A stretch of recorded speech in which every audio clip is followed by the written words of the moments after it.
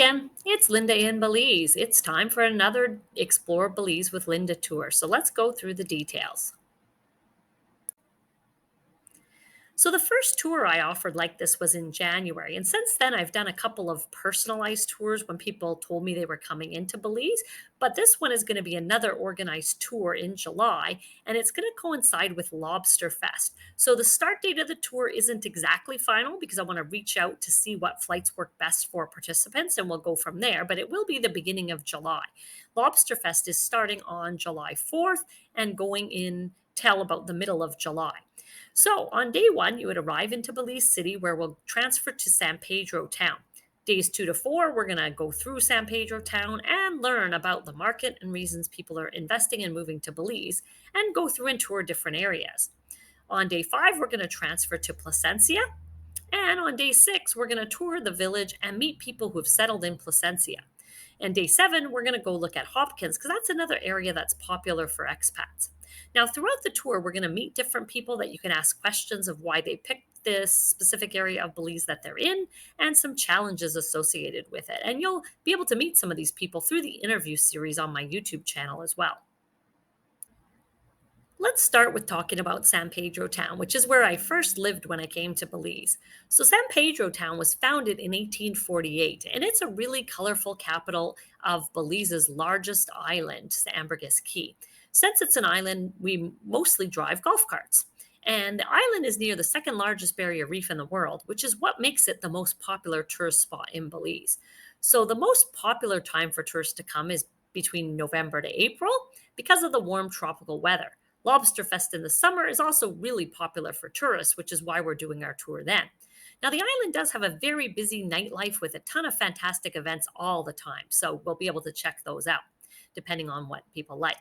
Now, there's a large expat population on the island. Some prefer south, some north, and also those who like to be in town in the heart of the action. So we're going to check out all those areas on the tour. So now let's talk about Placencia. So Placencia Village is favored by many expats and tourists because it's a place you can find shops, bars, restaurants, and accommodation with no worry of traffic. And that's because of the famous Placencia sidewalk where there's no cars, no bicycles, or anything. So you can just walk and find a ton of amenities. And Placencia is way more laid back than San Pedro, so that's what some people like about it. But if you really like nightclubs and nightlife, San Pedro is probably a better bet. Now, there's many boutique resorts that line the beautiful Caribbean coast with what many say are the best beaches in Belize. Now, I like to also talk about the peninsula of Placencia because a lot of people don't realize that the village is a very small part at the southern tip. So the peninsula is about 16 miles long, and some people say it reminds them of the Florida Intercoastal. And there's a few main areas you're going to notice when we're driving down the peninsula. First, you'll see the Placencia residences and other developments and resorts, including Umaya, where we stay at quite often on our tours. Next, you're going to see Maya Beach, which is where I live now. After that, you're going to find Sinebite, which is a Garifuna village, which we love to go there to have authentic Belizean cuisine. And then we'll get to the Placencia airport. And if we keep going, of course, we'll be in Placencia Village on the southern tip. Now let's talk about the cost of the tour and what is included.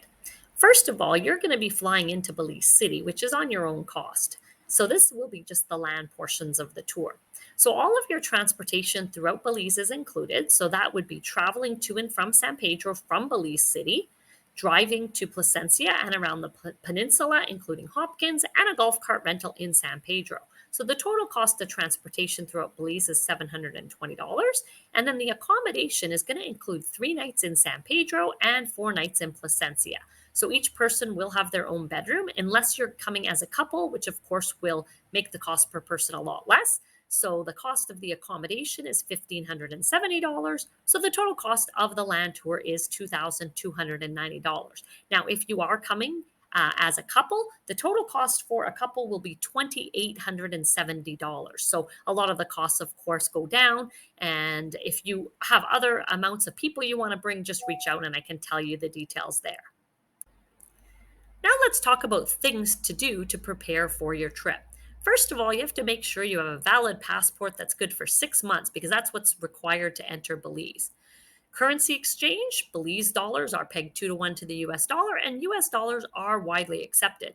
Many places also take credit card, but I would recommend bringing some cash because we do go to some local places that don't take credit card, and new businesses, which there's many, often don't have credit card machines set up just yet.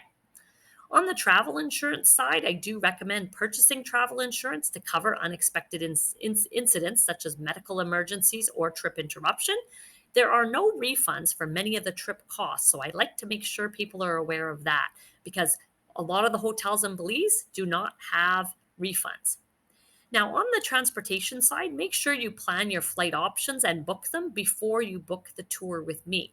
So, I want you to plan to arrive in Belize City based on the start date of the tour or before. And as I mentioned, if you let me know when you're planning to come, if you're the first one, we will pick the date based on that. So, July 4th is when lobster season starts. And if most people want to come in, say on July 5th, that might work as well. That's the Wednesday. So, as long as it's within the first few days of when Lobster Fest starts, we can be pretty flexible on the exact date to get in. And I like to do that just because, depending on where people are coming from, flights may be only available on certain days of the week. So, which place is better? Is it San Pedro or Placencia? Well, it depends. I love both of the places. I've lived in both, and I have a video talking about why I moved from San Pedro to Placencia. And yes, San Pedro is a busier place. It's a city. I mean, I'm a city person, so from the city perspective, amenities, shopping, if you like nightclubs, activities every single night, San Pedro is great. And having said that, there are places in San Pedro where you can live and still be in a quiet area. So I want to make that clear. Placencia is more laid back, but there are bars and restaurants and shops. So you can meet a lot of tourists here. You can go out and drink till 2 in the morning if you choose to do that. There's just not as many places to do that as there is in San Pedro.